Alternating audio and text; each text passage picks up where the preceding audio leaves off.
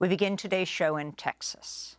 It was May 24th, 2022, when an 18-year-old gunman armed with an AR-15 rifle shot dead 19 fourth graders and 2 teachers at Robb Elementary in Uvalde, Texas, as nearly 400 law enforcement officers who descended on the school took 77 minutes to confront and kill him.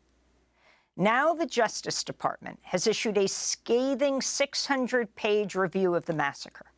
The long-awaited report details a series of, quote, cascading failures, starting with a haphazard initial response in which officers failed to quickly establish a command post and did not immediately treat the attack as an active shooter situation. Attorney General Merrick Garland released the report Thursday at a news conference in Uvalde. The chaos and confusion that defined the law enforcement response while the shooter remained a threat also defined the aftermath of the shooting.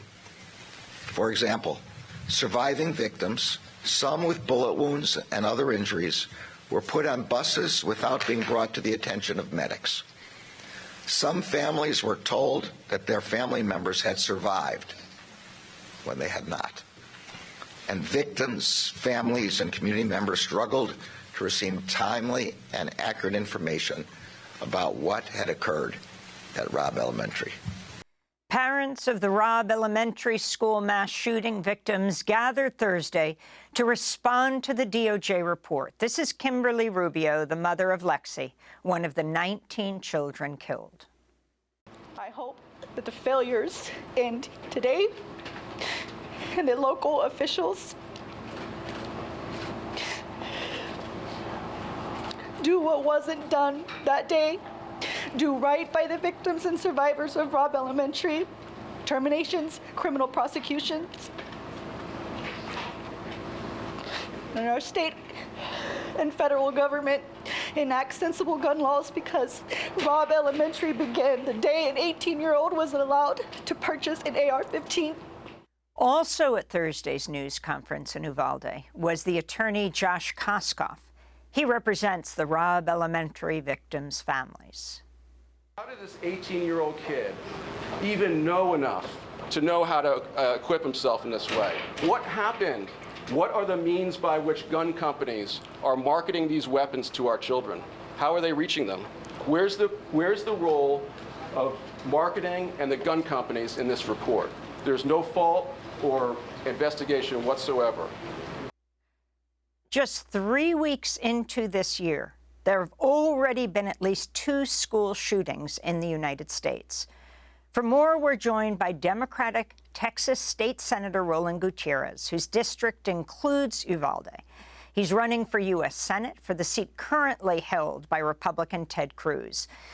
State Senator Gutierrez, welcome back to Democracy Now! We spoke to you repeatedly after the massacre. Can you respond to the report and be very specific about what happened inside and the fact that, 377 law enforcement, police, troopers, etc., stood by for 77 minutes as the children inside desperately called police, the children acting like adults and the adults like children? Yes. Amy, first off, thank you for having me on your show. I think it's important that people like yourself, people in the media, continue to tell this story in a real way and to begin to shed light and continue to shed light on this issue. What happened on May 24th was the worst law enforcement response to a school shooting in our nation's history. And let's be very clear. The police on that day, they all failed, not just the district police chief, not just the local sheriff, not just the acting chief of police, but the Department of Public Safety failed. 96 officers of Greg Abbott's Operation Lone Star were on the scene, as they show up to all scenes in rural Texas. And not one of those officers, including his high-level command officers, took control of that scene Not one of them said, we need to do something to stop this madness. We need to coordinate a command center. That never happened. Not before, during, or after this event. As the Attorney General suggested yesterday, this cascading folly of errors, or this cascading failure, it was everything that could have happened and everything that could have gone wrong happened. From radios that didn't work to just complete chaos and complete lack of leadership and management. But the biggest thing that occurred was something that I had to see for myself as I viewed over 400 hours of body cam footage. I needed to see why in the world this failure occurred. And amidst all of that carnage and all of the blood and all of the gore and all of those poor children that had passed on, the same refrain from cops over and over and over. He's got an AR-15 in there. There's an AR-15. He's got an assault rifle. Not one cop, not one DPS trooper, not one sheriff. Over and over and over, you would hear that one simple refrain, culminating in one of the last officers to suggest that.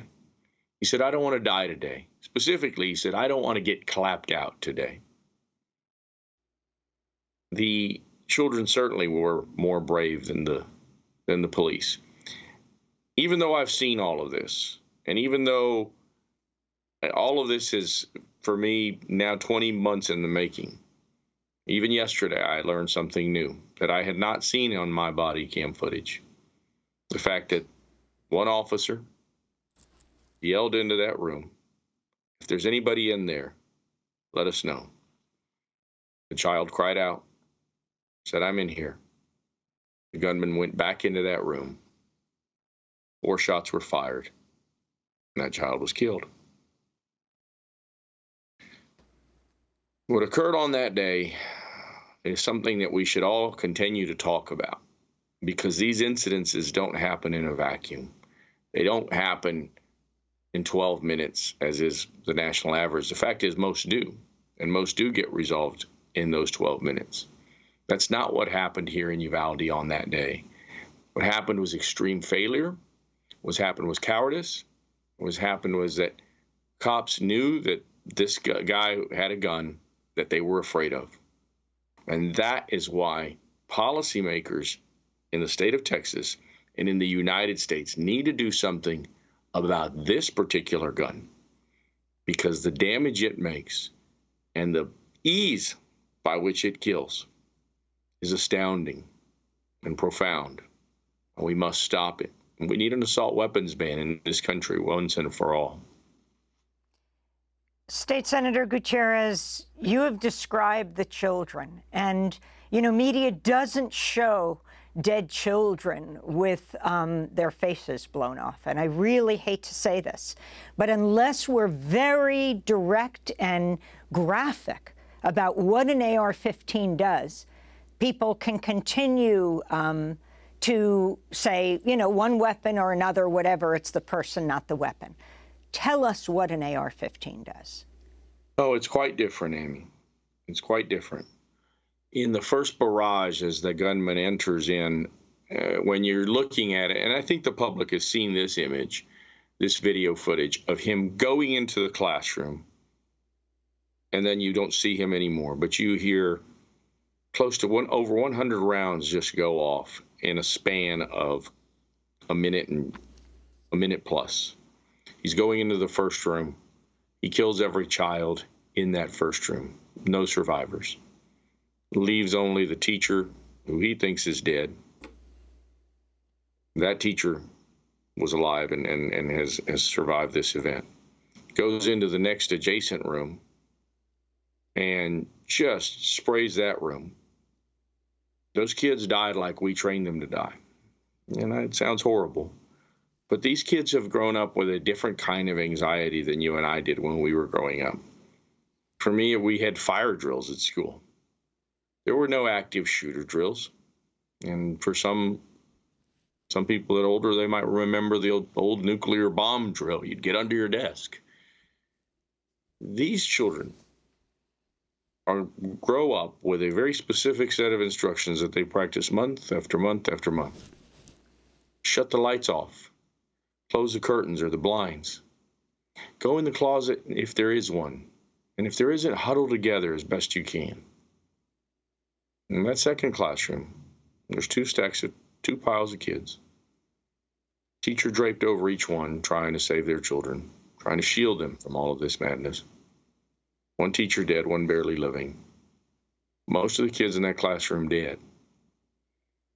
As they go into the classroom and they take down the gunman, you immediately see the faulty trauma care. And I'm not a doctor, and I don't know about how you treat people, but you see police and law enforcement officials dragging dead bodies out by their limbs. A little girl comes out. I remember my general counsel telling me, you need to hold on when you see this image, because she's going to be dragged out and she's not going to have a face. This little girl was dragged out by this one Texas trooper. And indeed, her face was gone. And I cannot think of a word to explain what that looks like, other than some kind of dysmorphia.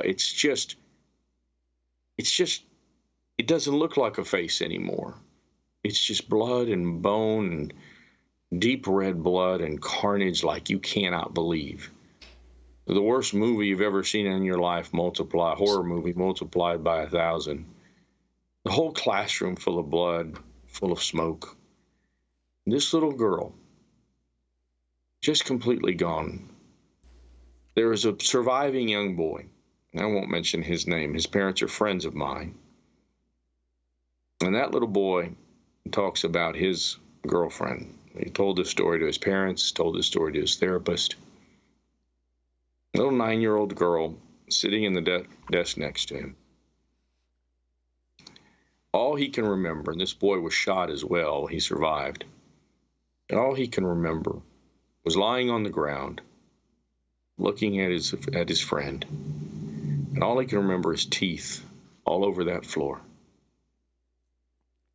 That little girl that little boy will live with that memory for the rest of his life. Just like Gloria Torres will live with her memory, and she's been on different news networks talking about her story. Just like Maya Sorillo will recount having to cover herself in blood to let the shooter know that she was dead. The blood of her best friend. We're just lost on this issue. State Senator, I want to ask you, you have introduced 21 state Senate bills seeking changes in gun laws, including universal background checks and red flag warnings. None passed last year in Texas. And yet you have, for example, Wayne LaPierre on trial for corruption, steps down as head of the NRA.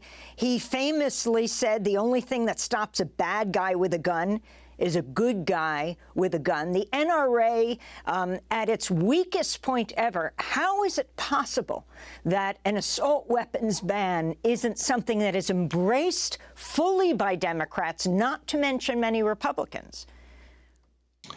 Well, Amy, I mean, the fact is, you have too many cowardly politicians, and certainly the Republicans on the other side of the aisle, they're all cowards on this issue, and Democrats as well. There's a few out there that refuse to say this, and they need to say this. We need an assault weapons ban in this country. Look, Amy, I have guns, a lot of them. I don't need an AR-15. I've fired them. It's the most powerful gun I've ever fired. It fires 3 times the speed of my 9mm. When you put a certain round of ammunition in there, it's just complete death and destruction. And I saw it all. And I say cowardly for this reason. I remember sitting in the lieutenant governor's office. It was very raw and very early for me. Maybe as soon as the session started, I said, look, Dan, you've got to be able to do something on this issue. You've got to just raise the age limit. After an hour of sitting there and him telling me that there's nothing that they could do, I recounted a story to him about this little girl, but the same story I just told you, about her having dragged out, no face to speak of, and the horror of it all. Back then, it was very raw. I mean, quite honestly, I couldn't keep it together. At the end of that meeting, he says, Roland, do you know there's a reason we don't look at the videos? This is the second most powerful man in Texas. I promise you this, Amy, Ted Cruz and others like him, they have not seen the videos, the death, the destruction, and the finality of a little child's life full of hope, waiting simply for school to come to an end, just for the summer to begin. And in all that, in an instant, their life is over, and all of those hopes are gone. These politicians are cowards on this issue. They're cowards because they haven't looked at what they need to see, the videos and the footage that I've seen, and the footage all over this country, because this story repeats itself week after week after week.